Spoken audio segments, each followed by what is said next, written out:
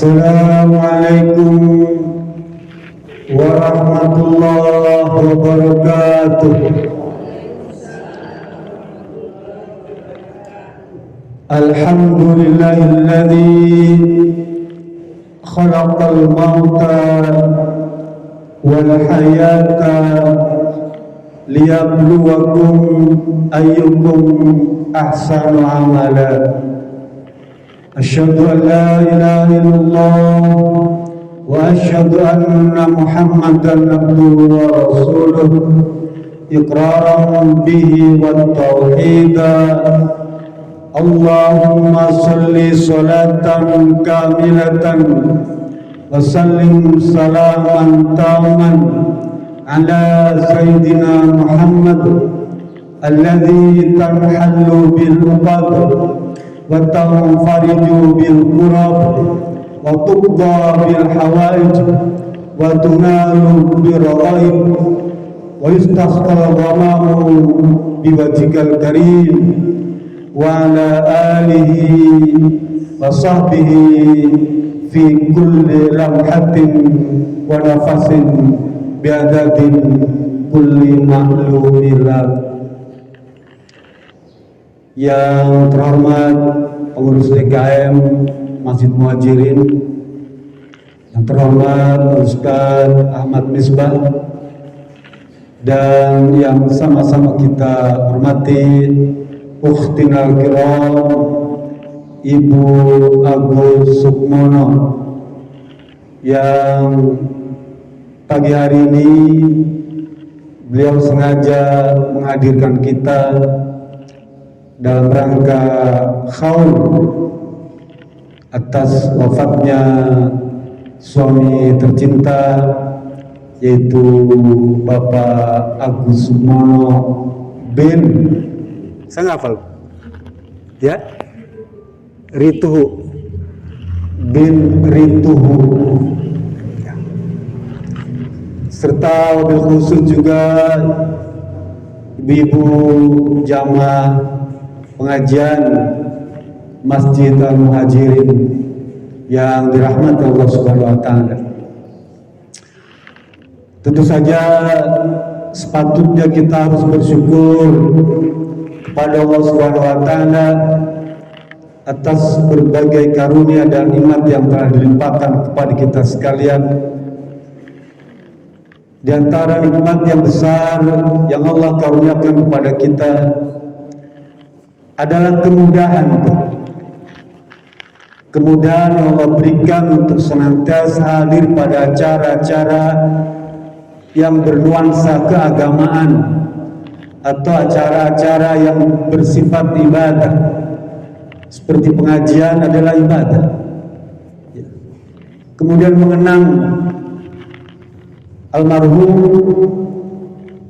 baik pribadinya, begitu juga amaliyahnya, juga merupakan ibadah. Bahkan kata Abu Darda radhiyallahu anhu, kalau sekiranya engkau menghadiri acara-acara mengenang kematian, maka anggaplah yang meninggal itu adalah dirimu. Jadi kalau kita hadir pada acara-acara takziah atau khaul, bukan hanya mendoakan kepada almarhum, tapi juga menganggap yang telah meninggal itu seakan-akan kita sendiri. Itu nasihat. Rasul bilang, aksiru bizikri min hadinil lazat wa qati'us syahwat. Rasul berpesan kepada kita, perbanyaklah kalian dengan suatu amalan perbuatan yang memutus atau menghancurkan kelezatan dunia itu. Para ulama menafsirkannya al-maut atau waqati'us syahwat, yang memutus syahwat itu juga sama, maksudnya adalah al-maut. Jadi memang kita disuruh untuk mengenang, mengingat, memperbanyak mengingat kematian itu. Karena dengan begitu kita akan merasakan. Ya. Bahkan kata Rasul bilang, jika engkau banyak mengenang kematian, maka Allah akan memberikan sifat kelembutan hati, ketenangan batin. Salah satu ciri orang yang dianggap cerdas, kata Rasulullah SAW, apakah orang yang bergelar doktor, profesor? Bukan.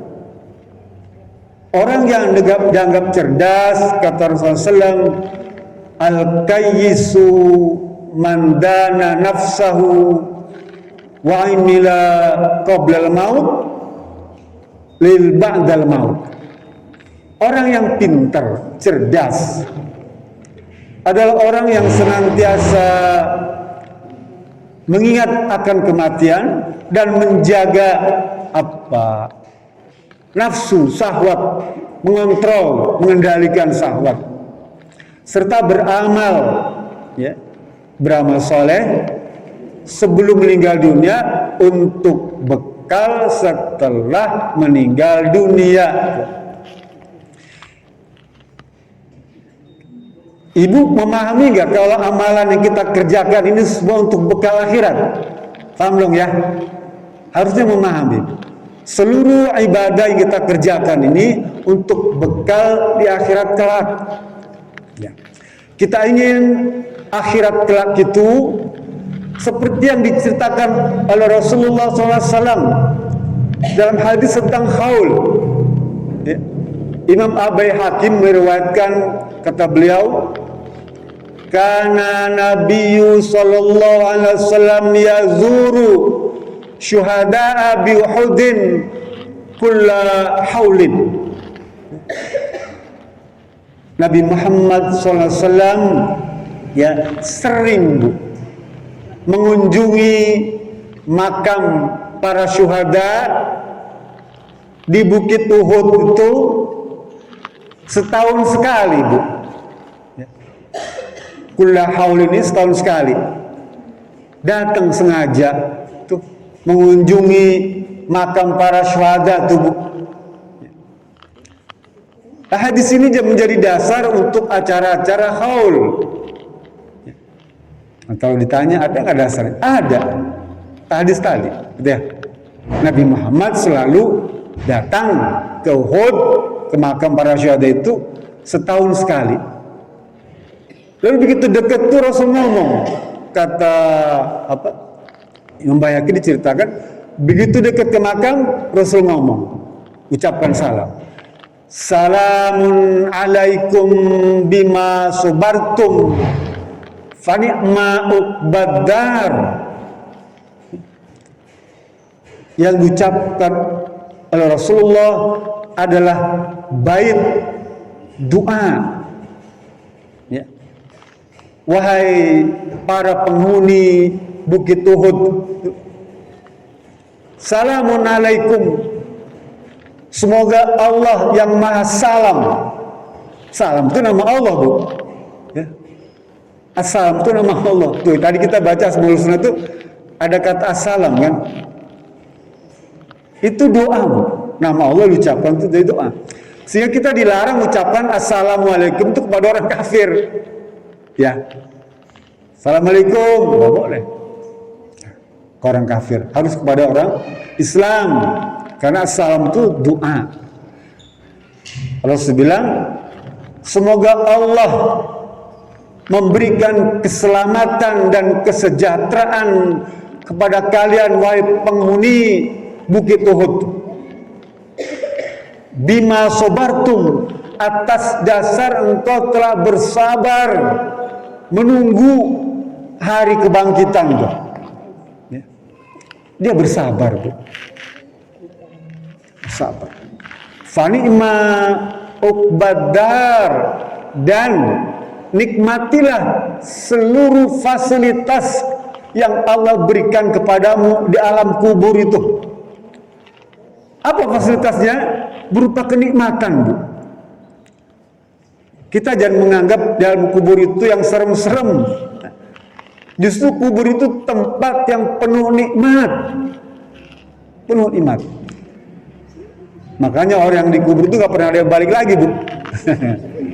Betah di sana. Betah. Gak ada yang balik lagi kan. Kalau balik lagi Bu curiga kan, nih ada apa dibilang ini. Karena memang menyenangkan, Bu. Ya. Menyenangkan.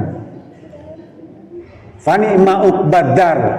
Nikmatilah seluruh fasilitas yang Allah berikan kepada engkau, wahai penduduk Uhud.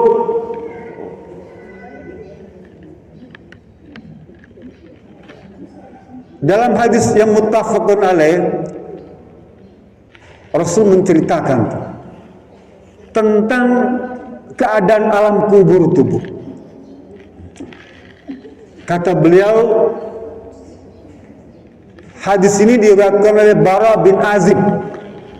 Nanti cek, Bara bin Azib ini salah satu sahabat Nabi yang sering bercerita tentang apa? Keadaan alam akhirat, Bu. Jadi ada sahabat Nabi itu yang spesialis, Bu, ya.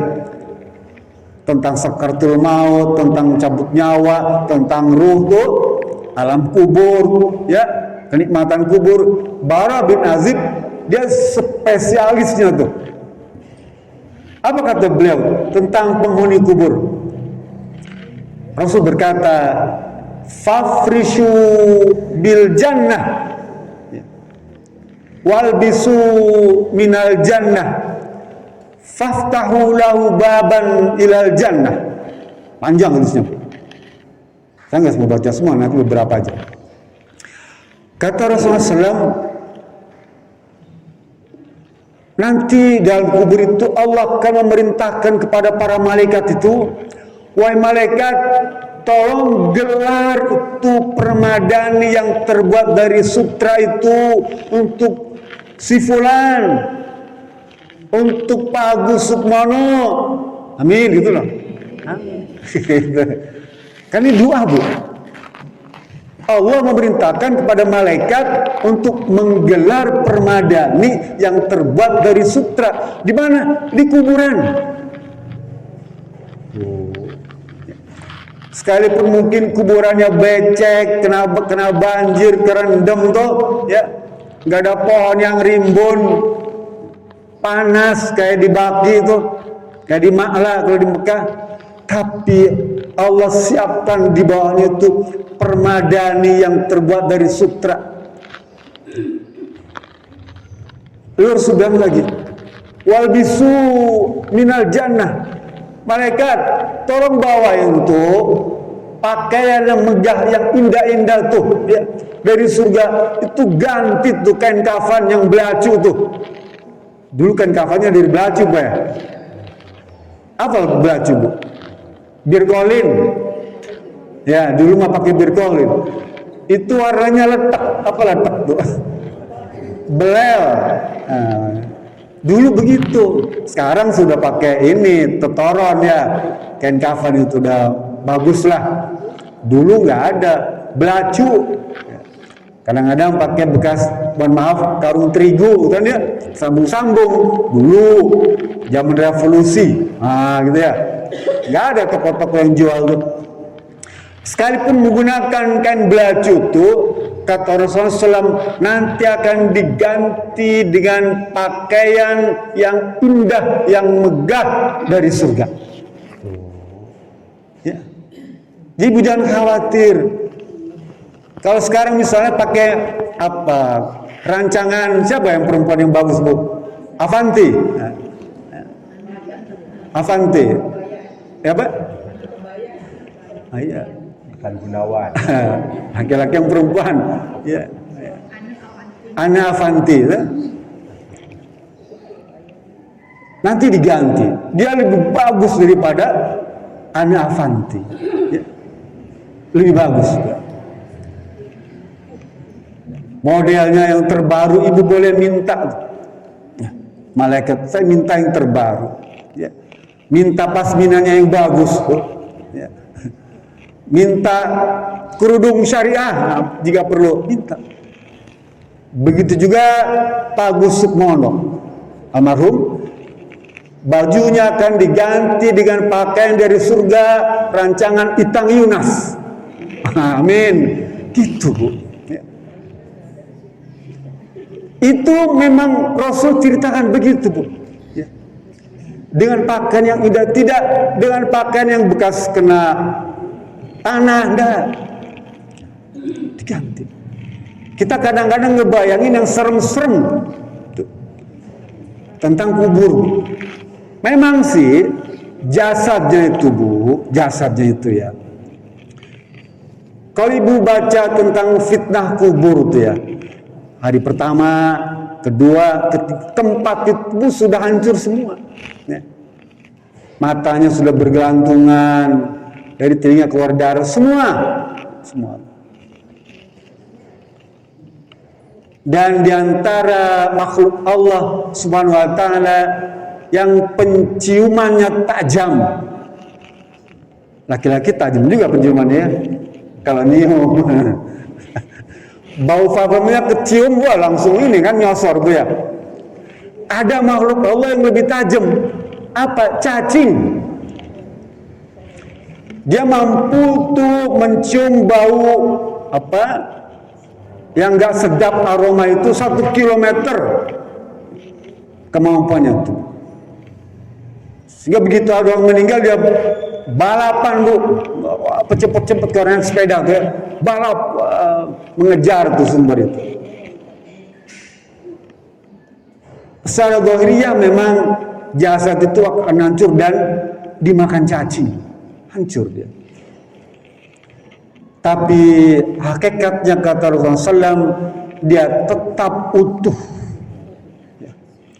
Bahkan tadi menggunakan pakaian yang indah-indah dan megah.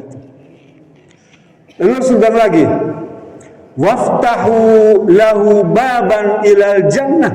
Wahai malaikat, tolong bukakan pintu kubur itu yang mengarah kepada surga.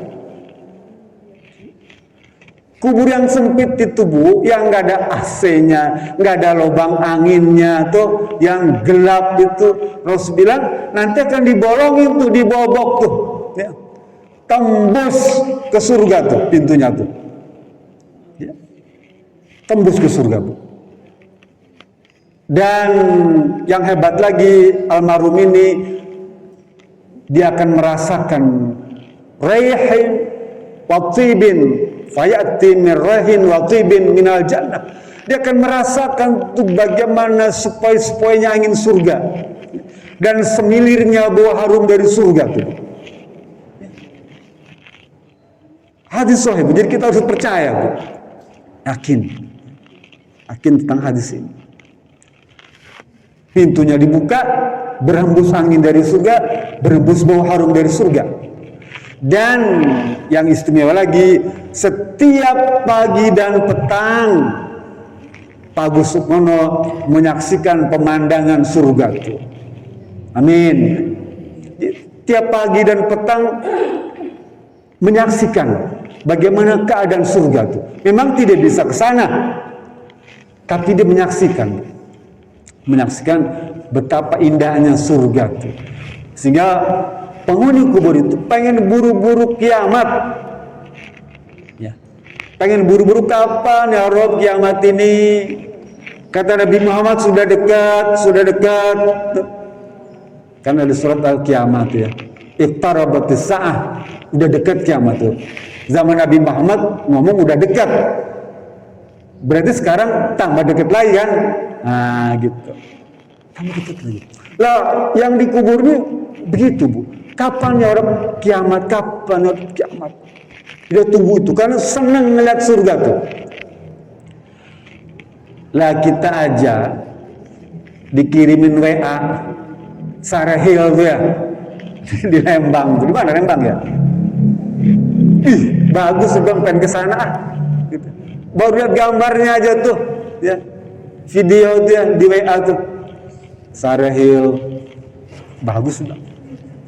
Ini bukan kampanye, bukan promisi ya, enggak. Lah, ini melihat sendiri langsung tentang keadaan surga. Cuma dia nggak bisa jalan ke sana aja. Mesti gembira, Bu, senang. Ya, senang. Kemudian Rasul bilang, fayati ilaihi rajulun hasanul wajhi wa hasanus siyab. Kemudian datang, Bu, seorang laki-laki ya yang wajahnya indah, pakaiannya indah. Kalau perempuan ya seorang laki-laki, kalau laki-laki seorang wanita gitu ya, datang dia. Lalu dia Bagus tuh bilang, perasaan saya kenal deh sama kamu. Iya, mesti kenal kamu, dia bilang. Waman anta, siapa kamu?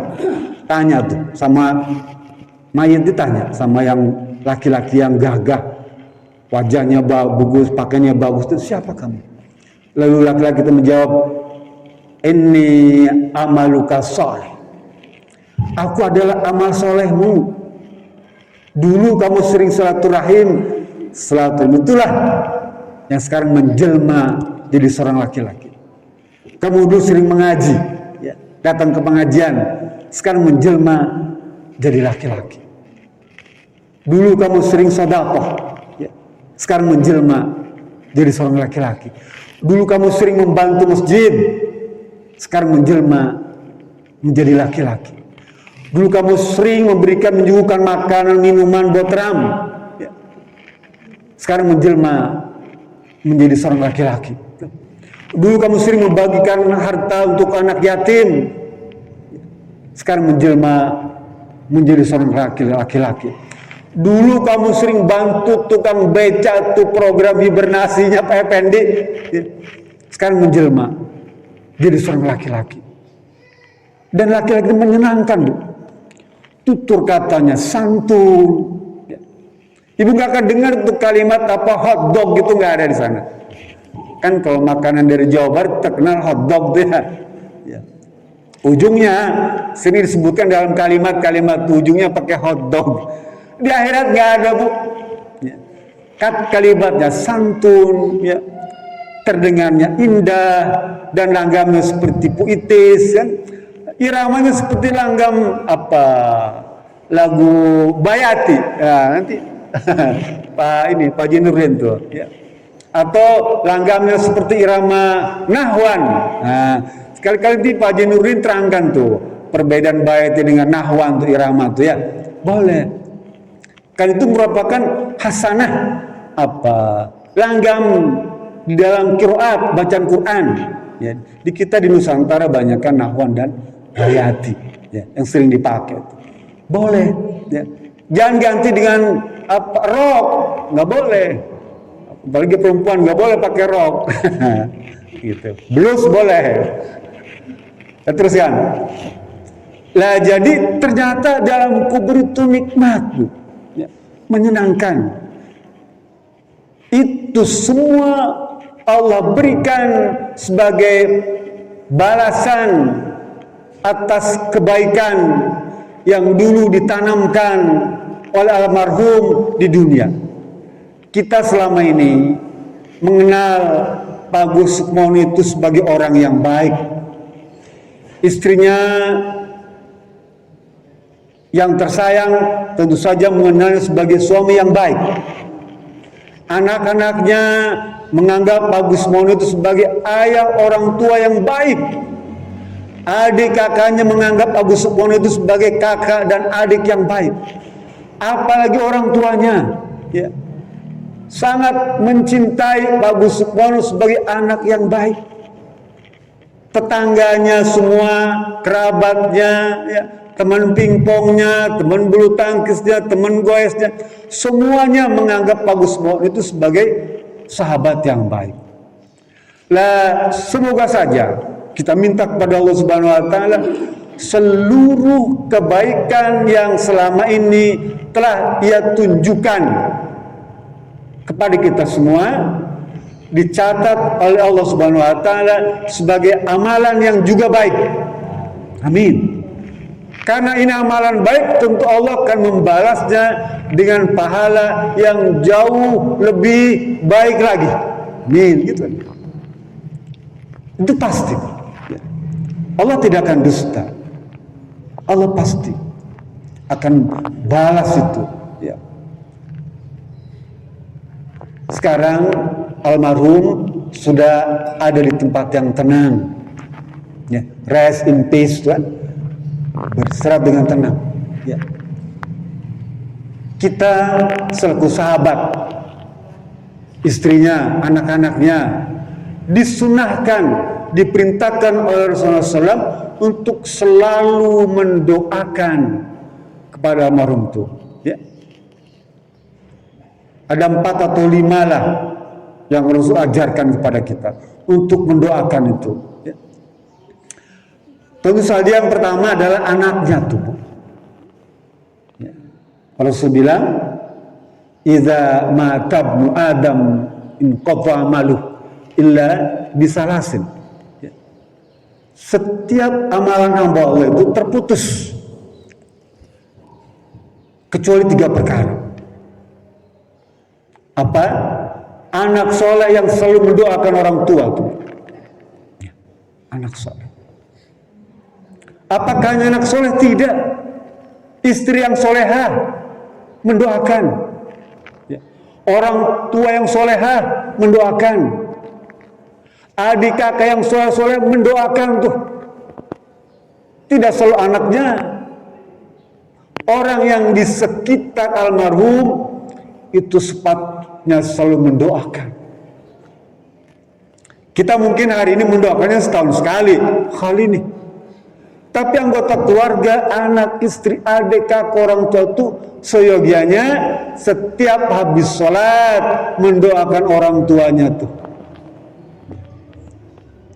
Karena kita mendoakan orang tua itu bukan hanya beliau yang diberikan karunia oleh Allah, tapi kita yang mendoakan juga mendapatkan karunia. Itu Bu ya. Misalnya, ya Allah ampunilah Pak Gus Sukmono. Lah itu bukan hanya Pak Gus yang diampuni dosanya, kita juga diampuni. Ya Rabb, semoga Pak Gus Sukmono itu diberikan tempat yang terbaik di sisi. Bukan hanya beliau, kita juga begitu. Bahkan kita Bu, kebaikan yang Allah berikan itu kalau kita masih hidup, bahkan Allah berikan ketika masih di dunia. Jadi kalau ibu mendoakan orang tua mendapatkan kebaikan, kita yang mendoakan Allah berikan kebaikan ketika kita masih hidup. Kan itu. Bukankah di antara amalan, ya, amalan yang ganjarannya segera Allah berikan ketika masih di dunia, apa? Bakti kepada orang tua. Ya. Wa'asrul khairu sawabun fid dunya, ya, albirrul walidain. Amalan baik, perbuatan baik yang ganjarannya Allah berikan ketika kita masih di dunia, itu bakti pada orang tua. Baik orang tua itu masih hidup, apalagi sudah meninggal dunia. Gitu. Jadi ibu semua, ya, kalau masih ada orang tua itu jadi cindera mata sejarah, Bu. Jimat. Nah, tumpahkan seluruh kecintaan kita, kasih kita kepada orang tua itu. Lebih-lebih ibu. Oh, luar biasa, Bu. Dulu Nabi Muhammad SAW, ya, bercerita tentang ibu susuannya tuh, Halimatus Sa'diyah, Bu. Ibu susuan, kan Nabi Muhammad itu tidak disusuin oleh ibu kandungnya, keburu meninggal, ya, dititipkan pada Halimatus Sa'diyah. Pada waktu dia datang ke Madinah, Bu, apa yang dilakukan Rasulullah SAW? Surban yang merupakan ciri kehormatan itu digelar, Bu, di lantai. Lantainya nggak pakai karpet, dibakar pasir, digelar di tanah pasir gitu. Dan Halimatus Sa'diyah dipersilakan duduk di atas sorban Rasulullah SAW yang biasa ditaruh di kepala tuh. Apa kata Abu Bakar? Sungguh demi Allah, saya tidak pernah merasa cemburu kepada seorang pun kecuali saya sangat cemburu kepada Halimatus Sa'diyah karena dia diberi kesempatan untuk duduk di atas sorban Nabi Muhammad Sallallahu Alaihi Wasallam.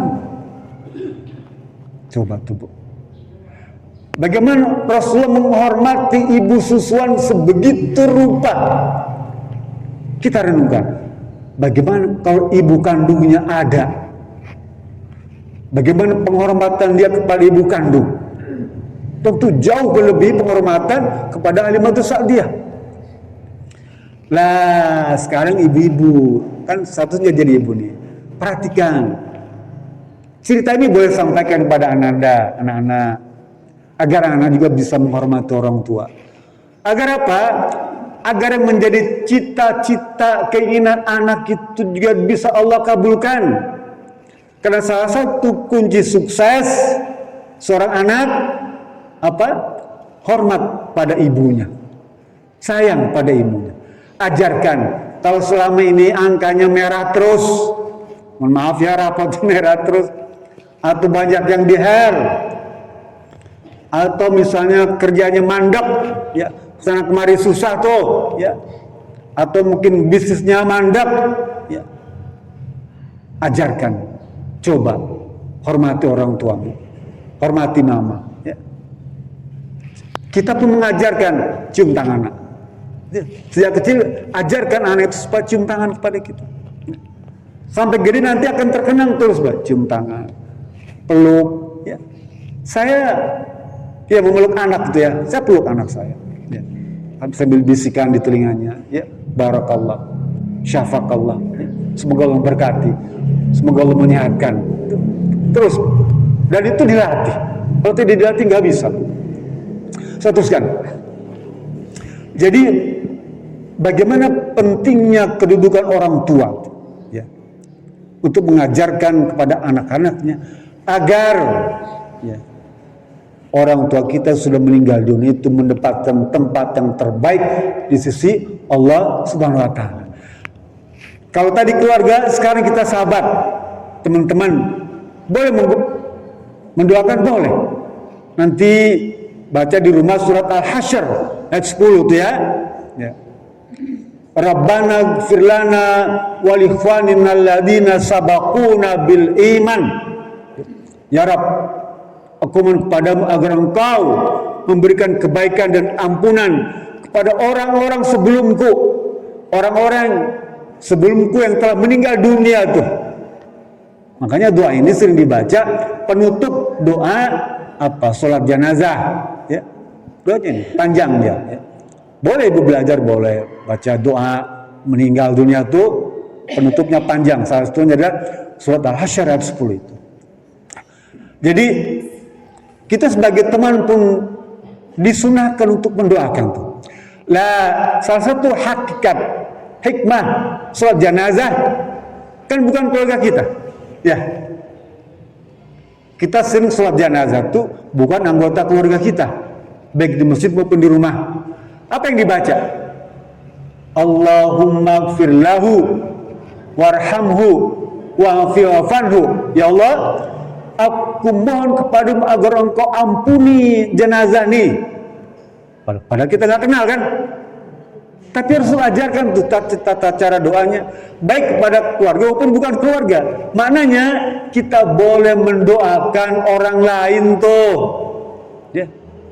Kalau perempuan, Allahumma ighfir laha warhamha wa'afi'afanha tuh. Rasul ajarkan.